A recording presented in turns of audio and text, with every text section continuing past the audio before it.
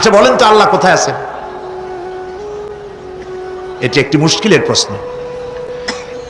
সাধারণত লোকেরা বলে আল্লাহ সব জায়গায় আছে।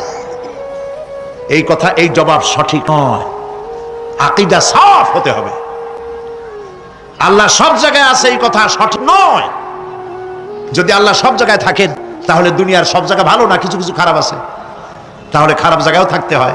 নাউযুবিল্লাহ বলেন। আল্লাহ কোথায় আছে এই প্রশ্ন আল্লাহরই করি।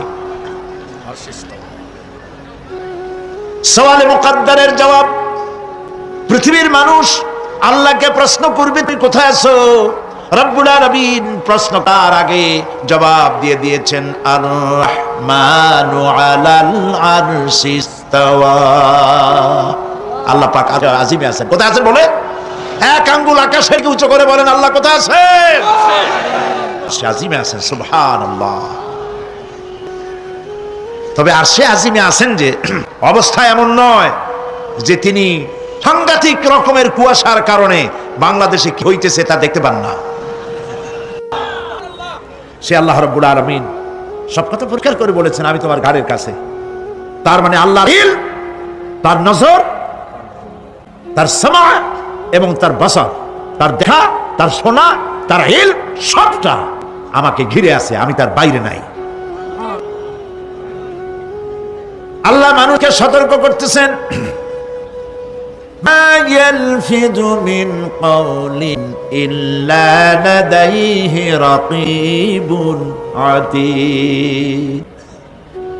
মানুষ এমন কোন কথা হবে না যা আমার ফেরেশতারা রেকর্ড করে না রাখে। যা করো তাও লেখা হয়, যা বলো তাও লেখা হয়ে যায়। দুনিয়ায় গোয়েন্দা বিভাগ আছে, আমাদের দেশে গোয়েন্দা বিভাগ আছে না? কি নাম কত দুই আন্দাজে কইলো আছে? CID, DIB, DFI, army intelligence, কত রকম গোয়েন্দা আছে, কত বাহিনী আপনি টের পাবেন না। পাগড়ি একটা বান্ধি আপনার সামনে বসা, আপনি বুঝবেন না যে আপনার আমলনামা রেকর্ড করতেছে ওখানে বসে। আপনি তো মনে করেছেন দরবেশ সাহেব 6 সেল্লা দিয়ে আসছে, কিন্তু তিনি গভর্নমেন্ট অফিসার, আপনার সর্বনাশ করতেছে, আপনি টের পাচ্ছেন না। এই যে যদি মানুষের রাষ্ট্র ঠিক রাখার জন্য দুনিয়ার সরকারের দরকার হয়, তাহলে আল্লাহ পাকের এই বিশাল সাম্রাজ্য রক্ষা করার জন্য আল্লাহর গোয়েন্দা বিভাগ নাই? আল্লাহ রাব্বুল আলামিন তার গোয়েন্দা বিভাগ কাজ করতেছি, আমরা বিশ্বাস করি না, আমরা বুঝতে পারি না, যার জন্য অন্যায়ের মধ্যে লিপ্ত হয়ে